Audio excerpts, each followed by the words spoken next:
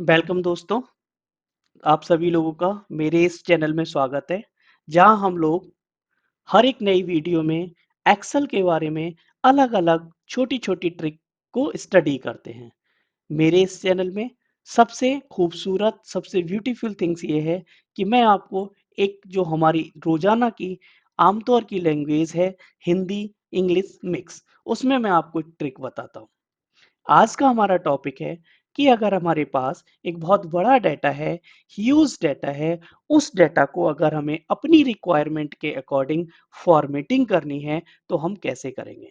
तो टाइम को वेस्ट ना करते हुए हम लोग चलते हैं आज के टॉपिक पे। हमारे पास एक ये डाटा है, ह्यूज डाटा है जहां पर अप्रोक्सीमेटली 130 एंट्रीज है, 131 एंट्रीज है। अगर हमको यहाँ से सेलेक्ट करना चाहें, आपको इजीली पता चल गया हमारे पास 131 एंट्रीज है। यहाँ पर इनका टोटल है जो कि कुछ नंबर्स हैं। इन नंबर्स में ये डाटा आपके पास लाखों और हजारों की संख्या में हो सकता है और आपके बॉस, आपके क्लाइंट, आपकी कंपनी की तरफ से रिक्वायरमेंट आ सकती है कि आपको इस डाटा में से कुछ एक स्पेसिफिक नंबर्स को निकाल कर देना है और वो अगले 10 मिनट में देना है, नेक्स्ट 1 आवर में देना है या उसको अकॉर्डिंगली सेंड करना है। तब आप लोग कैसे करेंगे? सपोज हम लोगों के पास भी एक डेटा है। इस पे सपोज मैंने मेरे पास एक रिक्वायरमेंट आई कि मेरे पास अगर कोई भी डेटा 93.4 से ग्रेटर देन है, उस डेटा को जल्दी से मुझे सेंड कर दो। ओके, तो मैं क्या करूंगा? मैं यूज करूंगा एक्सेल का एक बहुत ही अच्छा सा फॉर्मेट है, फॉर्मूला है, that is called condition formatting. Conditional formatting, जैसा इसका नाम है कि जैसी कंडीशन हो वैसे इसको फॉर्मेट कर लो। सपोज ये कहाँ से आता है? आप अपनी एक्सेल शीट में होम, होम के अंदर कंडीशनल फॉर्मेटिंग नाम का एक टैब आ जाएगा।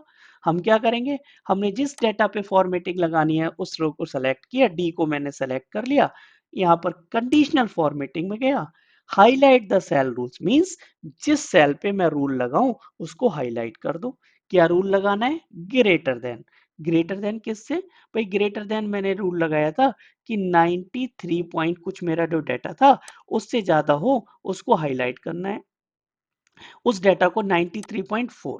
तो मैंने इसको सेलेक्ट किया, conditional formatting, highlight cell rules greater than 93.4, 93.4 और उसको क्या कर दिया? यहाँ पर आपके पास ऑप्शन आते हैं कि इस डेटा की बैकग्राउंड और टेक्स्ट का फॉर्मेट भी आप अपने अकॉर्डिंग कर सकते हो। जैसे पहला ऑप्शन है लाइट रेड फिल, मींस जो बैकग्राउंड है उसको लाइट रेड कर दो और जो टेक्स्ट है उनको डार्क रेड कर दो। तो ये हमारा बाय डिफॉल्ट सेलेक्ट है, वो आ गया। अगर आप चेंज करना चाहते हो तो आ गया yellow fill with dark yellow text. Background yellow होगा और जो टेक्स्ट होंगे वो डार्क येलो हो जाएंगे। Same with green. अब हमें क्या चाहिए कि मुझे टेक्स्ट तो ब्लैक ही रहे, सिर्फ बैकग्राउंड चेंज हो जाए। तो आ गया लाइट रेड फिल, यानी बैकग्राउंड रेड हो जाए। रेड टेक्स्ट, मुझे क्या चाहिए? सिर्फ मेरा टेक्स्ट रेड होना चाहिए, बैकग्राउंड कुछ ना आए। तो वो आपका हो जाएगा। आपको लग रहा है सिर्फ बॉर्डर होना चाहिए, तो आपने सिर्फ बॉर्डर पे लगा दिया, आपका सिर्फ बॉर्डर चेंज हो गया। बट हम क्या करते हैं? हमने बाई डिफॉल्ट लाइट रेड, यानी कि जो बैकग्राउंड है वो लाइट रेड हो जाए, या फिर मैंने ले लिया लाइट रेड फिल, सिर्फ बैकग्राउंड चेंज हो लेकिन मेरा इसका कलर चेंज ना हो। ओके, तो आप ये ले सकते हो, मेरा टेक्स्ट ब्लैक ही है और मेरी बैकग्राउंड चेंज हो गई। तो मैंने ये लेके ओके किया, मेरा डाटा सेलेक्ट हो गया। Remaining data as it is है। जिस डाटा के मेरी फॉर्मेटिंग लगाई थी जो उसके अंडर में आता है उसको इसने हाईलाइट कर दिया। आपके पास डाटा है।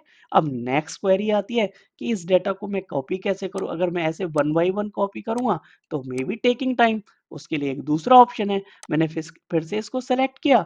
यहाँ एक ऑप्शन आता है फिल्टर का, मैंने फिल्टर लगा दिया। फिल्टर लगाने के बाद मैंने यहाँ सेलेक्ट किया फिल्टर बाई कलर। क्यों? क्योंकि मेरा जो डेटा था जो ग्रेटर देन 93.4 था उसको मैंने रेड कलर में फिल्टर आउट किया हुआ था, रेड कलर सेलेक्ट किया हुआ था। उस कलर को मैंने क्या किया? सेलेक्ट कर लिया और मेरे पास सिर्फ वही डाटा आया जो ग्रेटर देन 93.4 है।